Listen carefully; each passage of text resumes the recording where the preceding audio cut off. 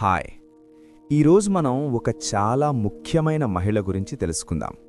ఆమె పేరు రిబ్కా. చిన్న చిన్న లైన్స్లో కానీ లోతుగా అర్థమయ్యేలా మాట్లాడుకుందాం. రిబ్కా కథ మొదలవుతుంది అబ్రాహాము కుటుంబంతో. అబ్రాహాము తన కుమారుడు ఇస్సాకుకి మంచి భార్య కావాలని అనుకుంటాడు.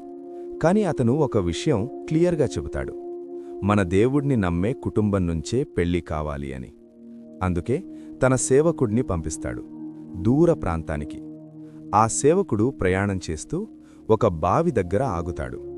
అక్కడ ఒక చిన్న ప్రార్థన చేస్తాడు: దేవుడా, నేను అడిగినప్పుడు నీళ్ళిస్తూ నా వంటలకు నీళ్ళిస్తే ఆమెనే సరైన అమ్మాయి అని తెలుసుకుంటాను.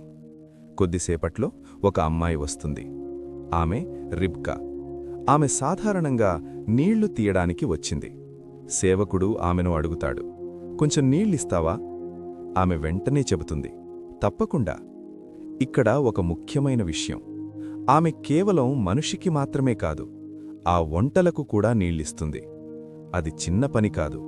ఒక వంటే చాలా నీళ్లు తాగుతుంది. అంటే ఆమె చాలా కష్టపడింది. ఎవ్వరూ చెప్పకుండా చేసింది. ఇక్కడే ఆమె గుణం కనిపిస్తుంది: దయ, సహాయం చేసే మనస్సు, ఎవరూ చూడకపోయినా మంచిగా ఉండటం. ఆ సేవకుడు వెంటనే అర్థం చేసుకుంటాడు: ఇదే దేవుడు చూపించిన అమ్మాయి అని. తరువాత ఆమె కుటుంబానికి వెళతాడు. అన్నీ వివరంగా చెబుతాడు. రిబ్కా దగ్గర ఒక ప్రశ్న అడుగుతారు: నువ్వు వెళ్ళాలనుకుంటున్నావా? ఇది చాలా పెద్ద నిర్ణయం.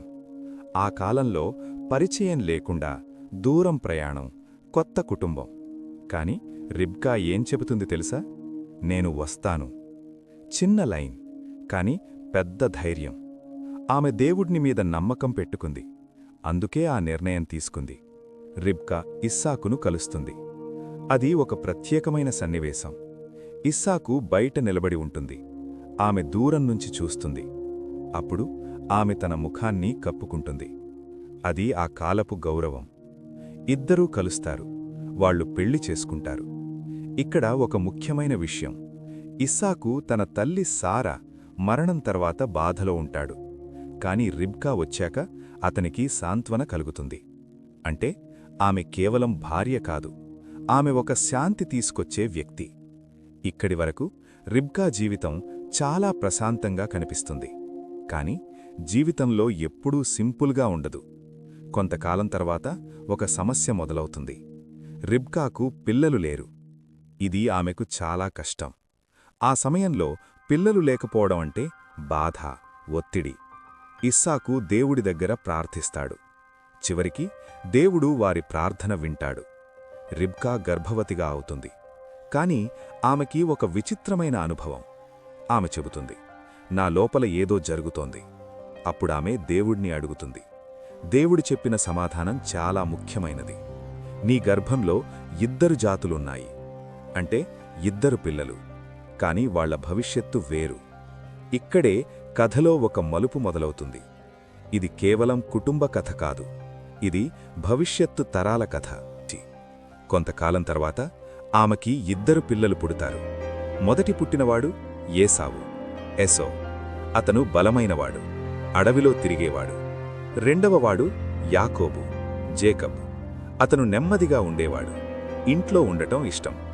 ఇక్కడే కుటుంబంలో చిన్న తేడా మొదలవుతుంది. ఇస్సాకు ఎవరిని ఎక్కువగా ఇష్టపడతాడు? ఏసావును. ఎందుకంటే అతను వేటాడి ఆహారం తీసుకువస్తాడు. రిబ్కా ఎవరిని ఇష్టపడుతుంది? యాకోబును. ఇది చిన్న విషయంలాగా అనిపిస్తుంది. కాని ఇది తర్వాత పెద్ద సమస్య అవుతుంది. ఒకరోజు ఏసావు చాలా అలసిపోయి ఇంటికి వస్తాడు. అతనికి చాలా ఆకలి. అప్పుడు యాకోబు ఒక పని చేస్తాడు. అతను చెబుతాడు: నీ పెద్ద కొడుకు హక్కు నాకిస్తే నేను నీకు ఆహారం ఇస్తాను అని. ఇది చాలా ముఖ్యమైన హక్కు. ఆ కాలంలో పెద్ద కొడుక్కి ప్రత్యేకమైన ఆశీర్వాదం ఉంటుంది. కాని ఏసావు ఆలోచించకుండా చెబుతాడు: నాకిప్పుడు ఆకలి, ఆహారం కావాలి. అలా అతను తన హక్కును వదులుకుంటాడు.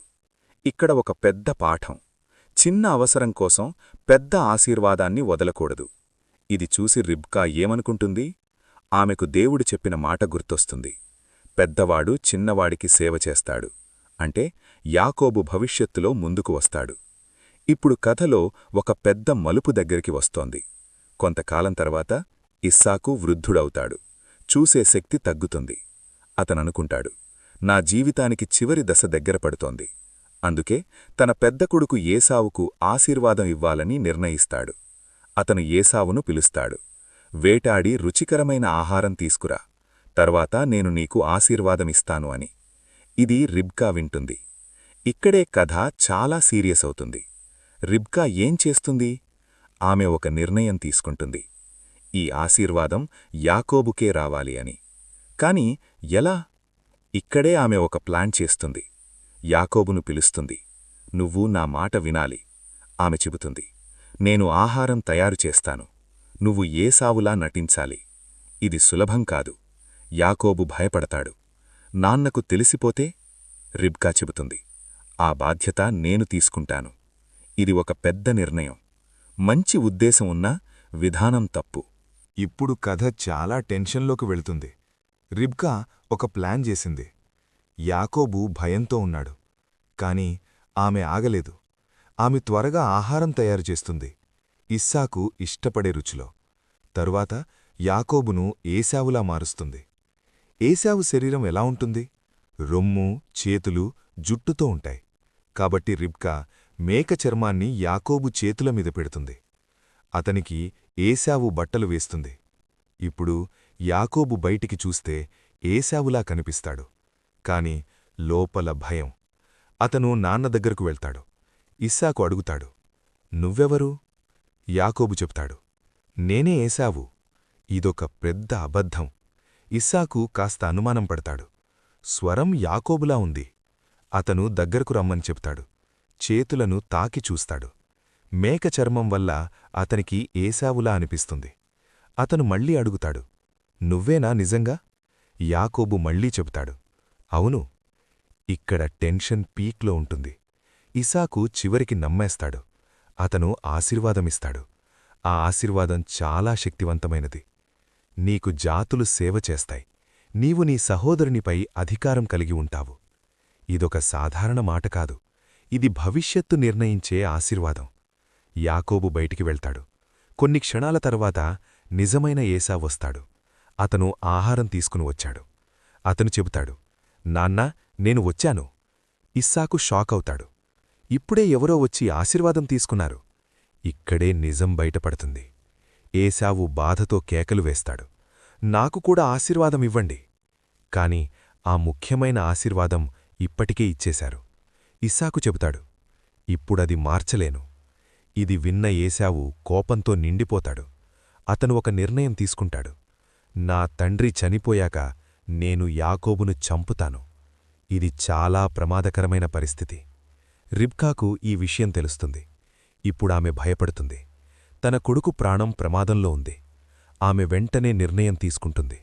యాకోబును పిలుస్తుంది. ఇక్కడ ఉండకూడదు. నువ్వు వెంటనే నా అన్న దగ్గరకు వెళ్ళాలి. ఆమె అన్న పేరు లాబాను. దూర ప్రాంతం, పరిచయం ఉన్నవాడు. యాకోబు వెళ్ళాలి, ఇంటినుండి, తల్లిని వదిలి. ఇది సులభం కాదు. ఇక్కడ ఒక లోతైన బాధ ఉంది. రిబ్కా చేసిన ప్లాన్ వల్లే ఇది జరిగింది. ఆమె మంచి కోసం చేసింది, కాని పరిణామం కష్టమయ్యింది. ఇప్పుడామె భర్త ఇస్సాకు దగ్గరకు వెళ్తుంది. ఆమె తెలివిగా మాట్లాడుతుంది. మన కొడుకు ఇక్కడి అమ్మాయిని పెళ్లి చేసుకోకూడదు అంటే అతన్ని పంపించడానికి ఒక కారణం చెబుతుంది. ఇస్సాకు అంగీకరిస్తాడు. అతను యాకోబును పిలుస్తాడు. అతనికి ఆశీర్వాదమిస్తాడు. ఈసారి నిజంగా తెలిసే ఇచ్చిన ఆశీర్వాదం. దేవుడు నీతో ఉండాలి, నిన్ను ఆశీర్వదించాలి. ఇది చాలా శాంతమైన సీన్. యాకోబు బయల్దేరతాడు. రిబ్కా చూస్తూ ఉంటుంది. ఆమె కళ్లల్లో నీళ్లు. ఇది ఒక తల్లి హృదయం. ఆమె తన కొడుకును పంపింది, కాని మళ్ళీ ఎప్పుడూ చూడలేదు. ఇది చాలా బాధాకరం. బైబిల్లో రిబ్కా యాకోబును మళ్లీ కలిసింది అని చెప్పలేదు.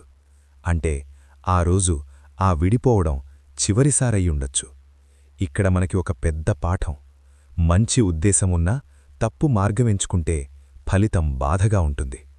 రిబ్కా ఒక గొప్ప మహిళ. ధైర్యం ఉంది, నమ్మకం ఉంది. కాని ఆమె జీవితంలో ఒక తప్పు నిర్ణయం ఆమెకు విడిపోవడాన్నిచ్చింది. ఇది మన జీవితానికి ఒక సత్యం. నిజాయితీ, సహనం, దేవునిపై నమ్మకం. ఇవి ఉంటే మన నిర్ణయాలు సరైన దారిలో ఉంటాయి. ఇదే రిబ్కా పూర్తి కథ. ప్రేమ ఉంది, నమ్మకం ఉంది, తప్పులున్నాయి, పాఠాలున్నాయి.